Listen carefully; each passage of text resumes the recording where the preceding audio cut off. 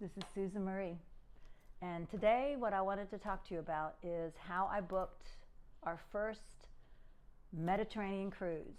We had gone on cruises in the Caribbean, but this one we wanted to do something very special. It was a 7-day cruise through the Mediterranean cities. We had such a great trip that I documented how I created the trip so I can share that with you, because even as a new cruiser, I haven't cruised that much. I counted on some of my girlfriends that are very seasoned, experienced cruisers to help me. And once we got in the groove of how to get things booked and started, it was all systems go. I loved it. I loved the process. I loved that I could do it in my pajamas at night, because this was a surprise. So lucky me, I could do it when my husband wasn't watching, because this whole thing was a big surprise for his birthday. And she put me on to, my girlfriend Andrea put me on to a wonderful travel cruise and flight agency called Air to Sea. And the Air to Sea agent, Stephanie was her name, booked everything. I literally walked away from, pardon the tear on my paper, I've had it stapled together, my entire itinerary. So my flights, my cities of arrival, my docked cities where we dock each day, and our days that we were cruising. So on one piece of paper, I knew my whole cruise was ready to go. And she invoiced me by email. I paid it. I felt great. And immediately, I turned it into a spreadsheet. Yeah, I'm that girl. I'm a land developer, so money and spreadsheets and keeping up with everything's kind of my thing. So I put it into a spreadsheet because I wanted to kind of see our dates and times of travel all together, and then our arrivals of what time we would board the ship, and then what time we left every morning for our excursions. So here's what I did.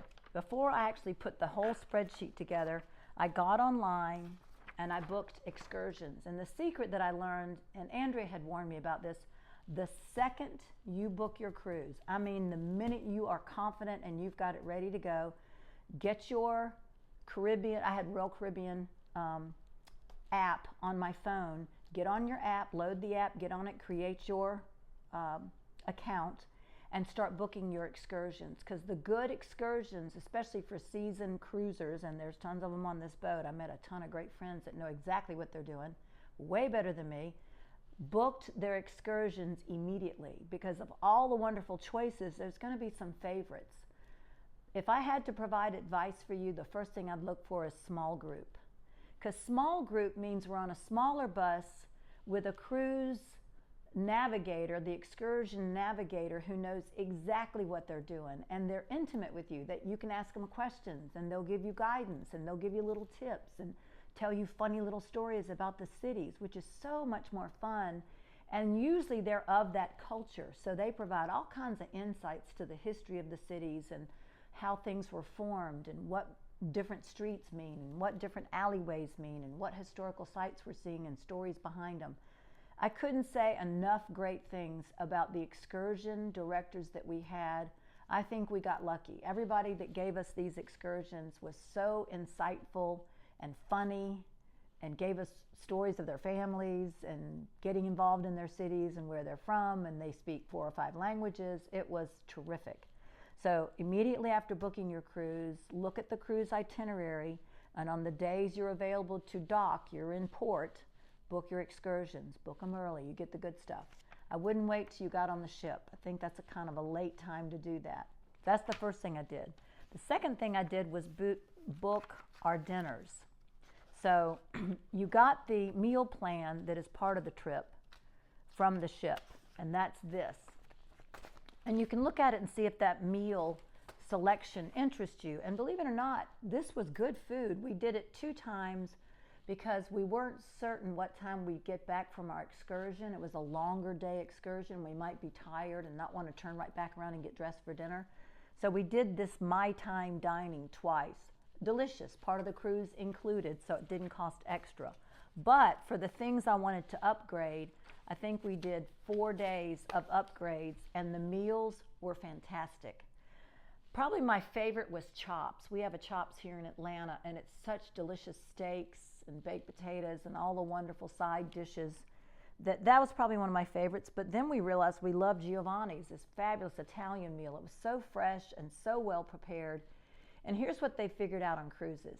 I'm kind of a foodie, and we're lucky to have a lot of fabulous restaurants in the Atlanta area.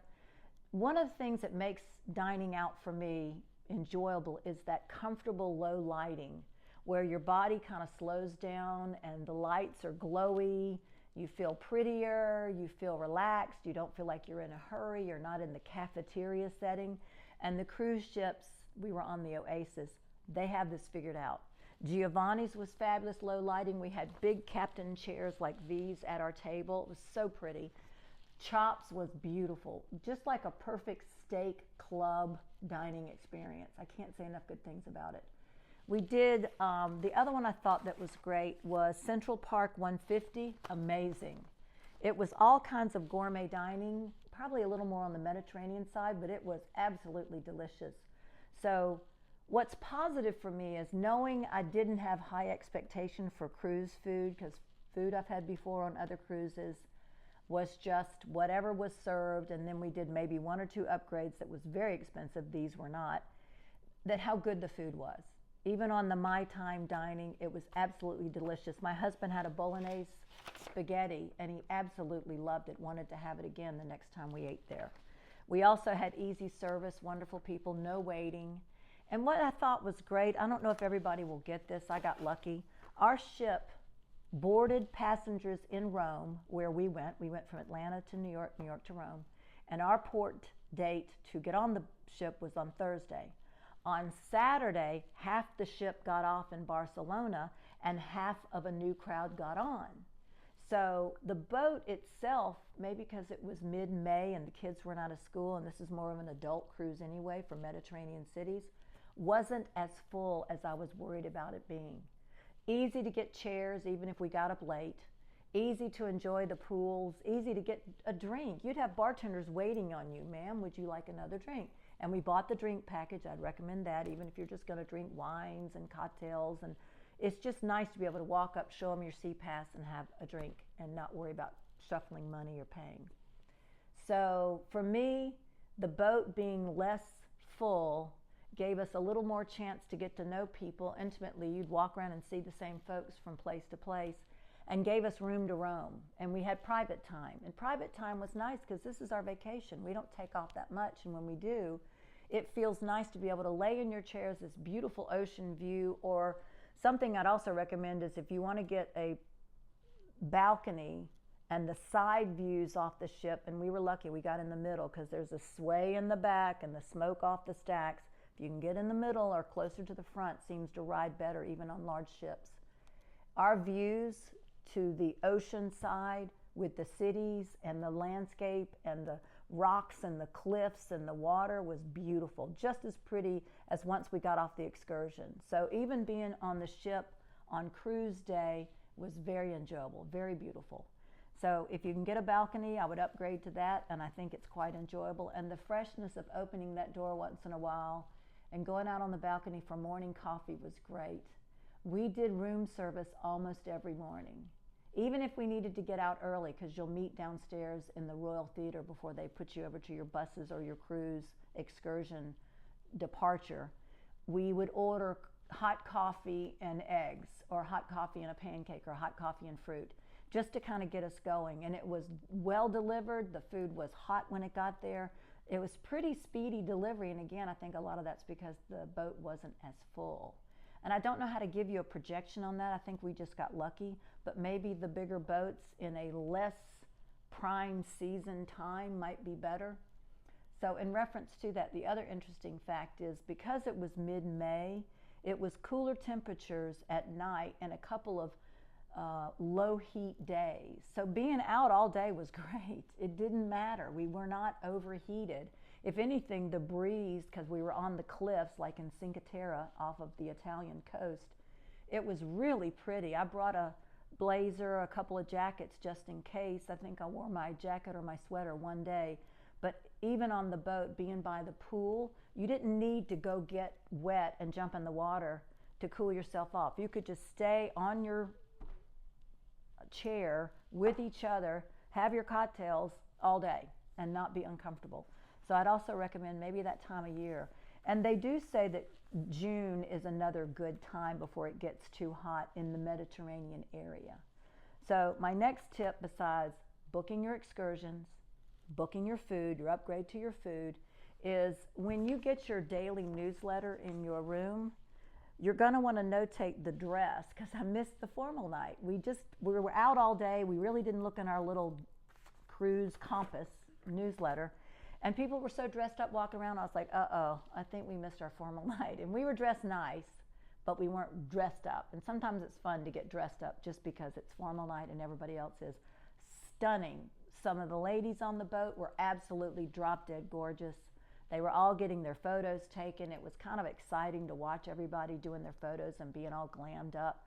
Absolutely enjoyed that. I just can't tell you. The environment was, to me, more upscale and more welcoming than I ever thought I would see. And the shows, the last other part of that, I don't know if I brought my paper here, were the shows.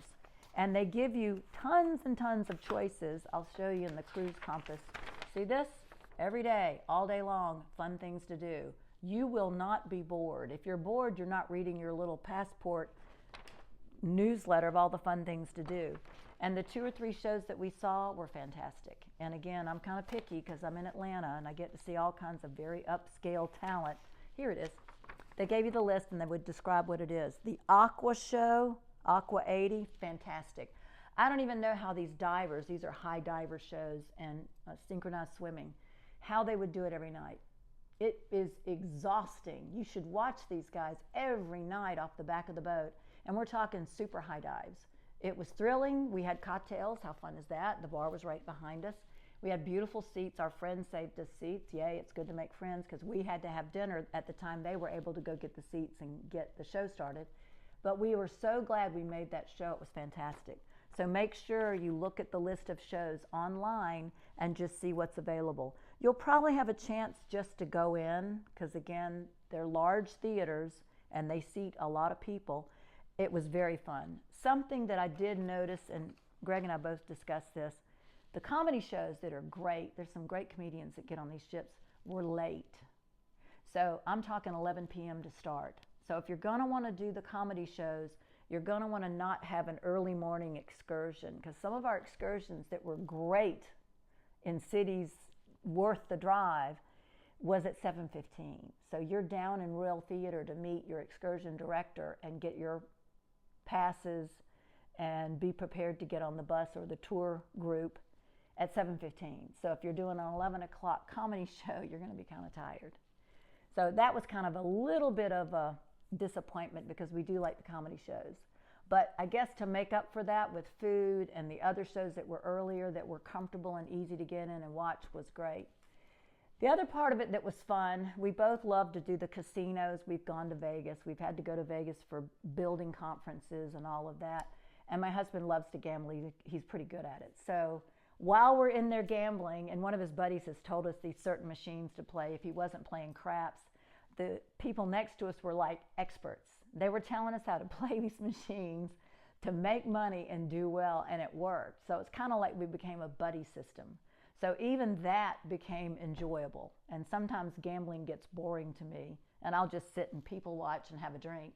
But even having our buddies teaching us not only how to be great with cruises, but how to get the points. So here's the thing they said, and I'll just pass this along. I haven't done it yet, but I will. My girlfriend from Albania, how cool is that? I'm learning friends from all over the world, said, Susan, if you and Greg gamble, they're going to start giving you cruises. So gamble. You don't have to gamble a lot. You don't have to gamble stupid money, because I worry about spending money. Just gamble. Stay on the machines and have fun and keep enjoying yourself. Don't go crazy. But as long as you're gambling consistently on the ship, you're probably going to get free cruises. So I was like, I'm in. I'll do that, because after dinner, before the shows start, we'll go gamble. Or if dinner's late, we'll go gamble before we go to the show. And the word gamble is kind of like, not the word I would say, entertained. I'm entertained. I like playing blackjack, or I like playing some of the other machines. So I thought that was a cool tip. And I said to her, I'm so glad you mentioned that. I wouldn't think of me sitting here having fun, putting money in a machine is going to pay me back in other ways. So I'll let you know in future podcasts if, now that I'm back, I've been back a week and a half, whether they invite us for an opportunity to do free things, whether it's free meals when we get on the ship or some sort of casino passes, or whether it's free cruises. She said her and her husband have done so well. They actually live in south of Florida, down in Lauderdale, that they cruise almost once a month for free. For free. So why are we not all taking advantage of this? Such a great vacation. If you can get packed and get to that ship, you're done. And I'll tell you a side story. Good friends of ours, 2 weeks earlier, did a tour of Greece, the Greek Isles, by train and ferry. So here's what they learned. And one of my neighbors said, who was on this trip, if you're okay schlepping your luggage around from hotel to hotel and ferry to ferry, and the ferries are not dependable. Sometimes they will be 10 hours late.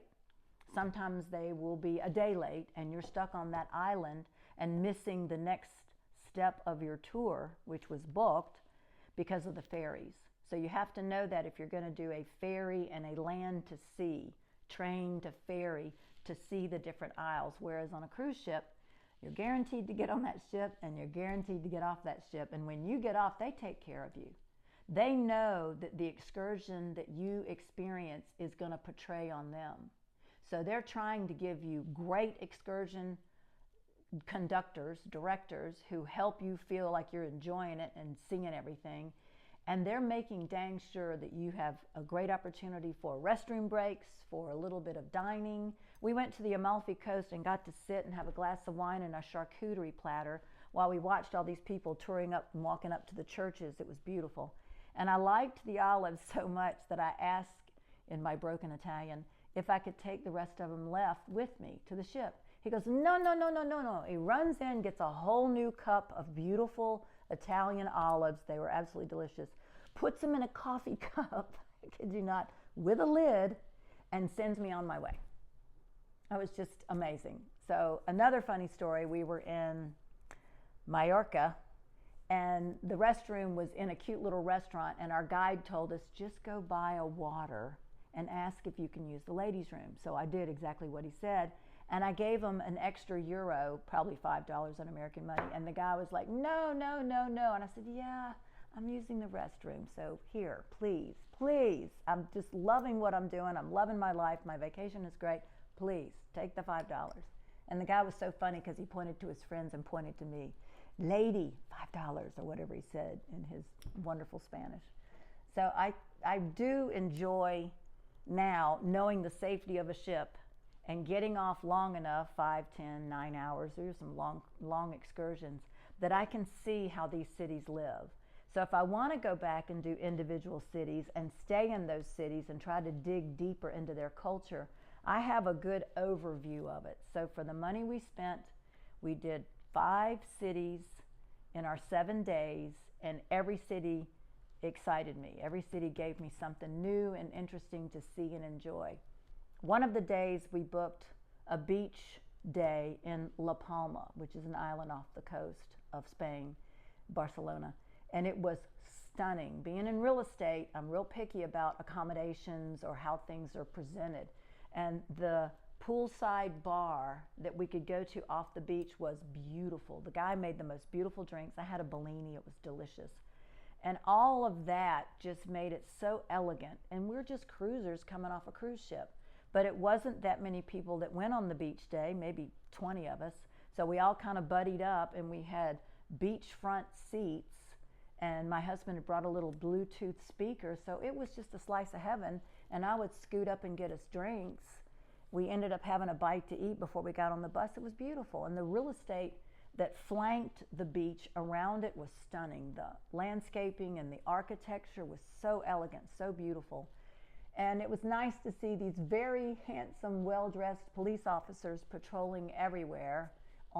They were on scooters, motorcycles, and they were so kind and just pointed to things. We were looking for bathrooms or, whatever, restaurants, that it was just a great experience. So our beach day turned out just as nice as getting into the cities and walking through the cobblestones and learning everything about, like we went through Pompeii. and we went through Marseille, and it was just amazing. So those steps and the preparation with Susan's spreadsheet gave me assurance that we were in the right place at the right time.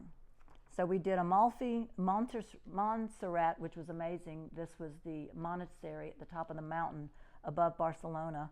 We did Mallorca and did the beach thing. We did the chateau off the coast, but the water was very choppy, so you have to be prepared as a boat ferry to get out to the island. If you're a little bit seasick, you're going to want to bring your seasick medicine or have your little tape behind your ear because it is pretty rocky.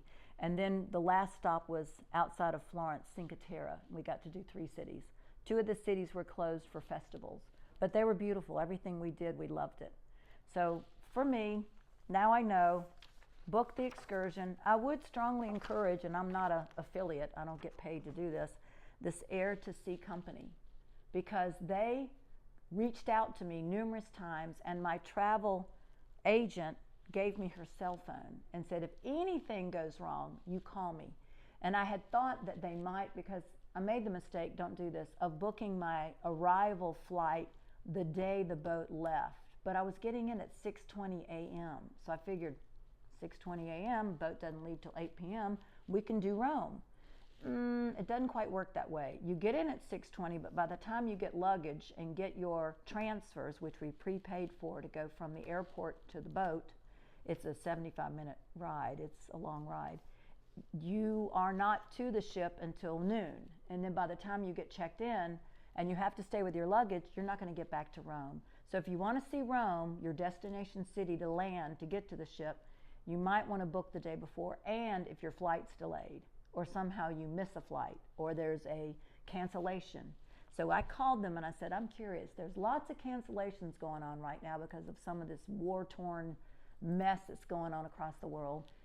Do I need to worry about my flight being canceled because it's booked the same day? She goes, well, Susan, you have flights all day long. We'll get you there before the boat leaves. That's our job. So that's what she gave me the assurance of, because I did book the flight to fly all night to arrive in Rome at 6:20, and the boat departed at 8 p.m. that same day. So lesson learned, I might want to book the day before, maybe even 2 days before, to experience the city we're landing in, because you can't really do it the day of. You'd have to pay a driver, and they have drivers at the airport, but you have your luggage, and you have to stay with your luggage because you're putting your cabin check-in on it that they give you once you book your trip. You will create that ticket, but don't worry, if the ticket gets lost and you don't have it on your luggage, when you go to check in at the ship, they'll put your cabin tag on your luggage for you. They have a printer there. They know in case you've lost it, they're ready to help you and get your luggage to your room. And our luggage came to our room in just a couple hours, so it wasn't like we were waiting all day. And I probably want to say this one more time, it's because the boat wasn't that full, and it was mid-May, so who knows. But those are my tips. Book your excursions, book your meals at the fancy restaurant so you know you're going to get in at a great time. Most of our meals were at 7:15, 7:30, which was great. We could still go see the shows at 9. Euros. When you land at the Rome airport, if you're going to have euro money that you're going to use, get it from the ATM there. Don't get too much, because when you go to trade it back in, especially on the boat, there's a charge and they're going to take a lot of your money. I did mine at the ATM at Rome, or the exchange at Rome at the airport, and they still hit me with $30, I think it was, for my trade back in. I think I traded back in $150 or $200, because I think I got $600 in euros thinking I was going to buy stuff, and I didn't. My husband got a t-shirt, I got a hat. I'm not really big on collecting things. I just savor the experiences and the photos and just being there and being in the moment. So don't get too many euros, and do the euros once you land where you're going. It's the best trade. It's the highest trade level, unless you've got some inside tip on how to do that, because that's the advice that I had gotten from Andrea, who travels all over the world. So that wraps up this session. You'll see my next post podcast about wardrobing for the trip and what I got for packing. And I cannot tell you, my packing was superb. I got dressed so fast. I'm a 20-minute girl. I do not like to waste a lot of time getting dressed in the morning. But the way my personal assistant, Gabriella, she's not here, packed me, I was ready to go. I think I had 4 pairs of shoes and maybe 6 or 7 outfits and 2 or 3 bathing suits, and it worked. I think there was 2 things I didn't wear in my wardrobe that we packed. So you'll see more of that on my next post. So thanks for watching, and if you like to get these updates of things I'm experiencing I want to share with you, keep watching and subscribe. See you later from Susan Marie. Thank you.